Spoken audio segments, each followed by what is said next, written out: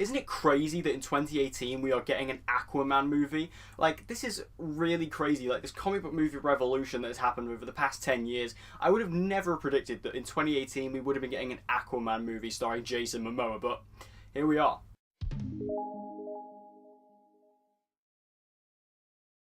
So Aquaman is directed by James Wan and stars Jason Momoa as Arthur Curry, aka Aquaman, who after the events of Justice League has been able to try and fit into the world by being a bit more of a hero and somebody who is actually becoming a bit more of a vigilante of the seas. But however, when someone from his past and someone from his home comes to meet with him, he realises that he's going to have to go back to his home of Atlantis in order to stop the evil King Orm from taking over and waging a war on the surface world. Now, I love DC. I don't think I've really spoke about it much on this channel ever since I started it earlier this year, but I think that DC, for me, is a real special thing. I mean, I love comic books in general, I love comic book movies, but DC, for me, has always just been a really special thing. And personally, out of DC and Marvel, I personally do prefer DC, just purely based on character and story. I love everything to do with DC, and, you know, I love the DC TV shows, you know, on the CW. I have a whole channel dedicated to those TV shows, which I'll leave linked in the description down below if you're interested. And you could probably been able to tell I was a big fan of those shows by my Pop Funko collection all the way over there. But as far as the DC movies go, they've not been great. I mean, you can see them all around me here. We have Man of Steel up there, which I think Man of Steel's fine. I think it's good. I enjoy it for the most part, but it's not the most rewatchable. Batman vs Superman is a very shaky movie with me. I don't think it's very good. The 3-hour Ultimate Cut is better, but it's still, you know, the fact that it had to get extended to 3 hours, you know, it's not a movie you can just sit down and watch.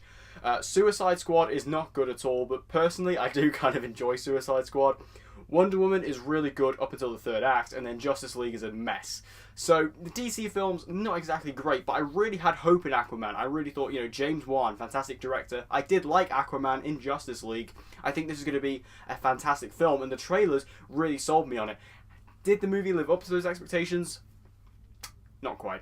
I will start off with some positives though. For one, I think the world building in this movie is really well done. When you first go into Atlantis, you see like these traffic systems, you see these haulage systems going through, and it feels like a real living world down there. And that really impressed me. I thought, you know, Atlantis was going to feel very, segregated and not really a thing that felt lived in, but it really felt like a real living, breathing world, and that really impressed me. Also, I have to shout out Yahya Abdul-Mateen II, who played Black Manta in this movie. I really like this character. I really like his setup in the beginning, and personally, I really feel like this character should have been the main villain, because he not only gets a better setup, but I think made more sense. And personally, out of the two villains we had in this movie, between Black Manta and King Orm, I much preferred Black Manta. Also, this movie visually is absolutely stunning. When you're in Atlantis, you're looking at all these different things, you're looking at all of these massive scopes of this world. It's really beautiful to watch. I didn't see this movie in IMAX, but I imagine in IMAX this movie would have been a treat for the eyes. But even not in IMAX, this movie was a treat for the eyes. And I think overall the movie just looks great. Like, it has a really nice shine on it.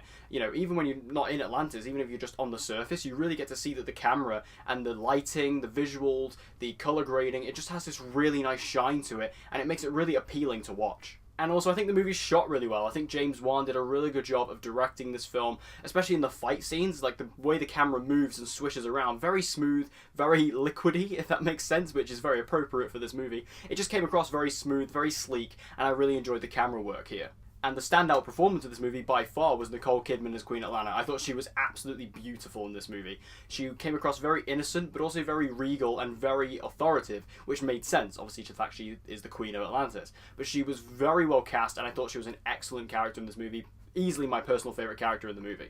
Now, moving on to the negatives, the actual rest of the performances, although I liked Yahya Abdul-Mateen II and I liked Nicole Kidman in this movie, everyone else kind of fell short. I think Jason Momoa, while he's very likeable in this movie, he pretty much plays himself, and it's not exactly a revolutionary performance, him, and it didn't really feel like he was trying that hard, which became very evident to me as the movie went on. Also, Amber Heard as Mera, again, good, but not particularly outstanding. I don't exactly find her that great. I haven't actually seen anything Amber Heard's done before, I don't think. I can't remember seeing anything with her, but in this movie, didn't really impress me too much, and everybody else kind of goes along with that. Even Willem Dafoe, I didn't think was that good in this movie. I don't think that Patrick Wilson as Ocean Master was that good in this movie, but I'll get onto him later. So the performances overall, they're a bit weak for me.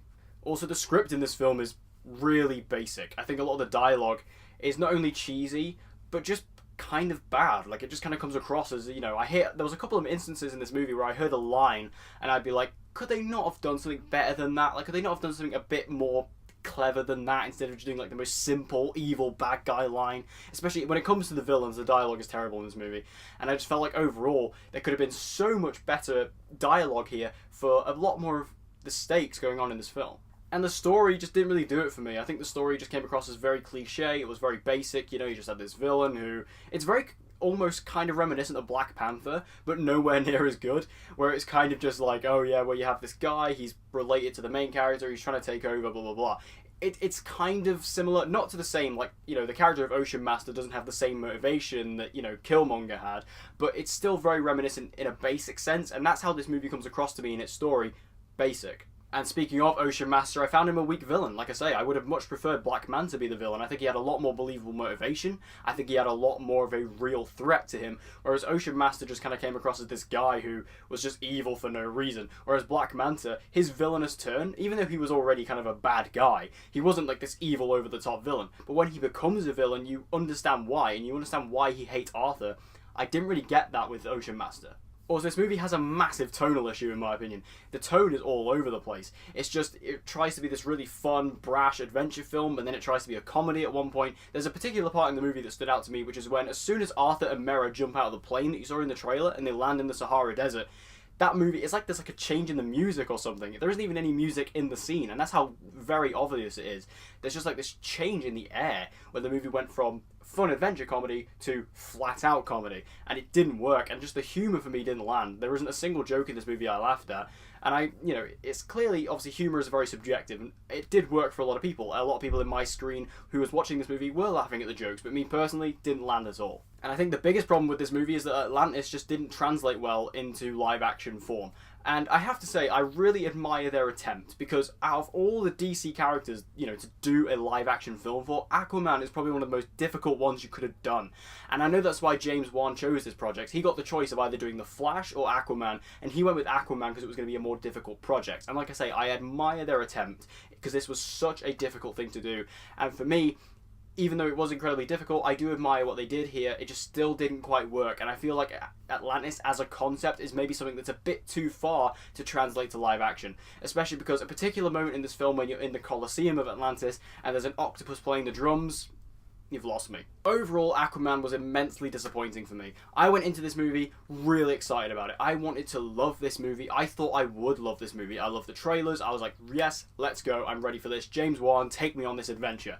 But the movie came across as just incredibly weak in a fundamental level. Like I say, the script, the characters, the performances, the story, it was all just very basic and very bland, and the movie just didn't do much for me. And it was a real shame, because I really wanted to like this movie, and I was really hoping that DC could really give us a fantastic movie. Although Wonder Woman is very good, it's not, you know, perfect. It's not like this really great movie like The Dark Knight.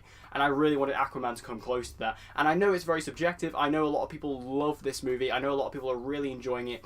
I wish I was one of them, but personally, unfortunately, I am not. So did you guys see Aquaman? If you did, make sure you tell me all your thoughts about it in the comment section down below. Did you like it? Did you hate it? Let's have a conversation about this movie in the comment section down below. And as always, guys, if you want to see more movie reviews from me, be sure to subscribe. And I hope to see you guys again in my next video.